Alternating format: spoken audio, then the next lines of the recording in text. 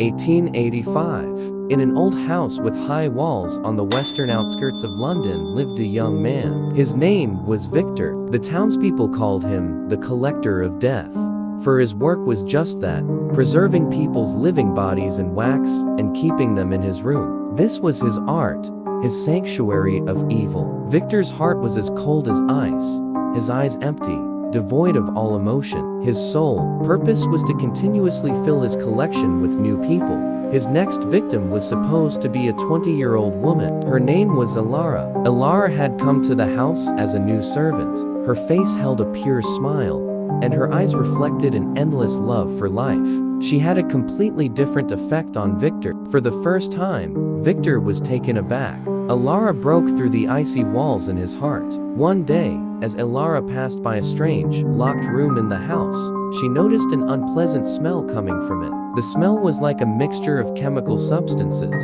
She tried to open the door, but it was firmly locked. She was determined to find out what Victor was hiding in this house. He mummified Elara and added her to his collection. Victor couldn't leave Elara, for she had become too important to him.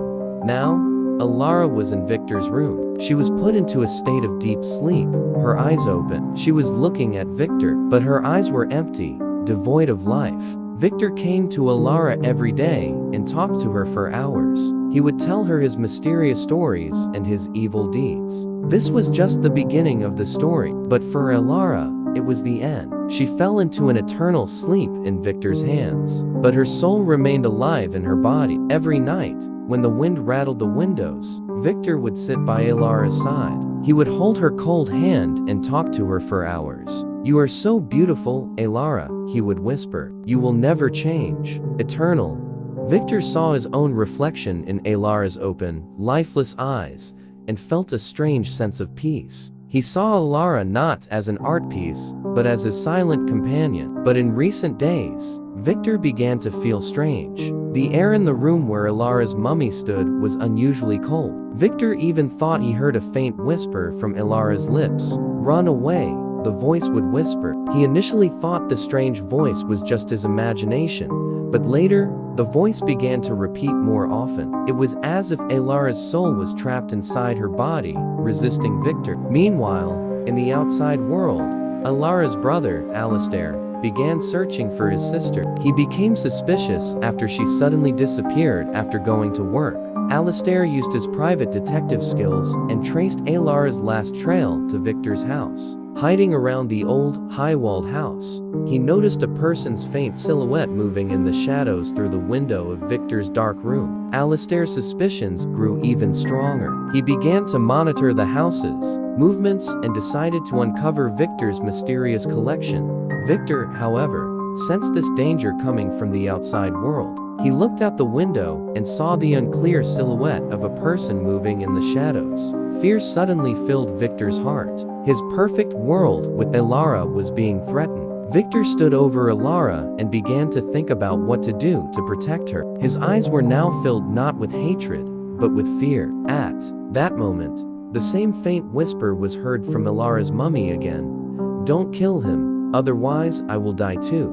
Victor was surprised to hear her voice. He felt defenseless. His mysterious life had been completely shattered. Now, he stood at a crossroads, to protect his secret and kill Alistair, or to save Elara and face the consequences of his actions. The effect of Elara's voice on Victor was so powerful that the knife fell from his hand. Victor, unarmed, knelt down beside Elara. There was a strange expression on his face. It was neither horror nor love, but deep despair. "Are you not leaving me?" he whispered. At that moment, Alistair broke the old basement window and entered the house. He was holding a small flashlight, his heart filled with panic. He found the door to Victor's locked room and forced it open. In the middle of the room, he saw Elara's cold, mummified body standing in front of Victor. Alistair's breathing stopped. He was horrified to see his sister's body. Victor, on the other hand, stood motionless, his eyes empty,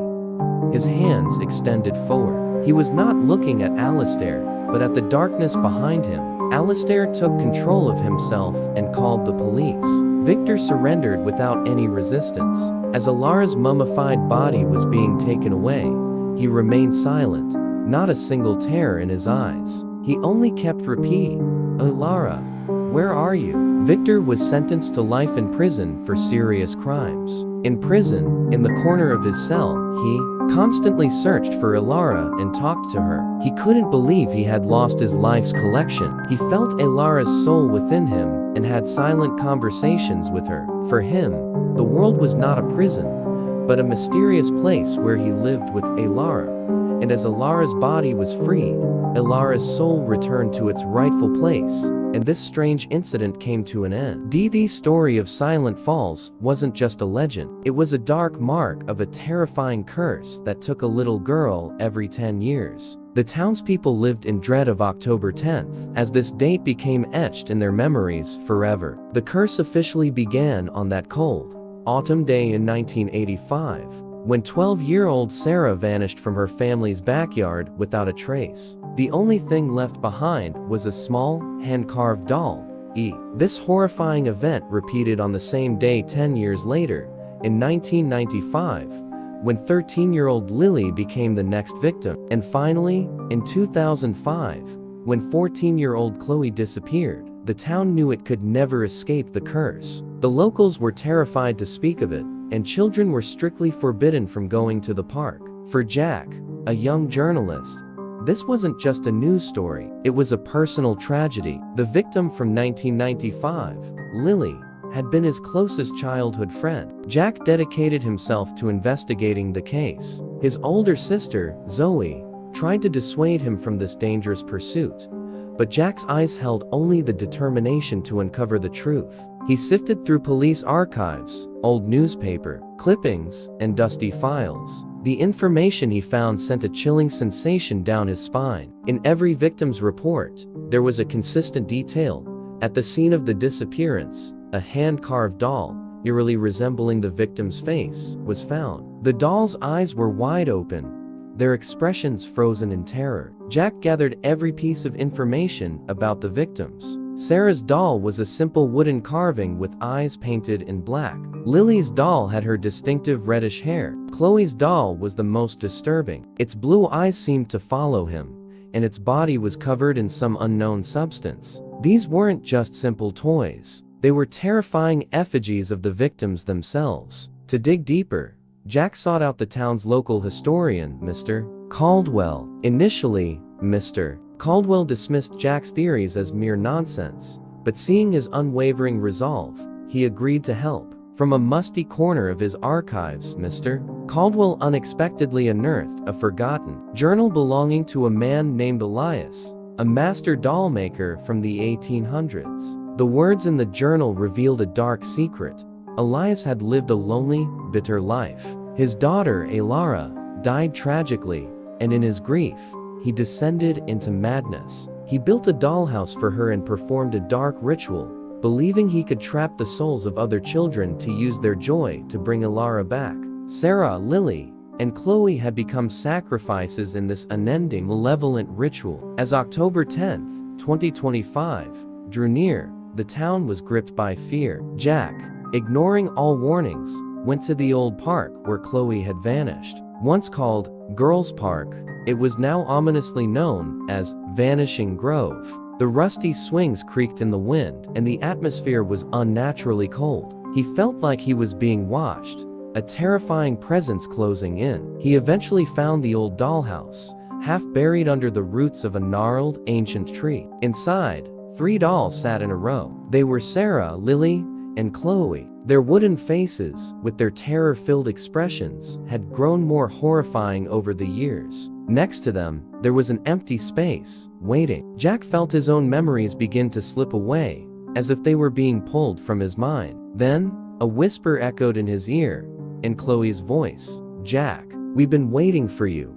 As the words faded, the camera he held flew from his hand and landed in the empty space within the dollhouse. Jack finally understood the terrifying truth. The girls weren't gone. They were trapped inside these dolls. He felt a strange energy course through him, a horrifying transformation beginning. His body slowly started to change, a horrifying sensation as his consciousness was pulled from his flesh and into the dollhouse. From the dirt and wood, a new doll began to form, a perfect but blank replica of Jack. The fear on his face was etched onto the wooden features, and the camera he had dropped became one of its eyes. His final memories of Lily's smile were sucked into the empty shell. Jack's sister, Zoe, found him in the park later. He was catatonic, his eyes hollow, and his mind empty. He couldn't remember his own name or face. He had become one of the cursed victims, forever staring at the dollhouse. Everyone knew the dollhouse now had a fourth doll, and it would keep waiting, for the curse was not just for girls, but for anyone brave enough to try and break it.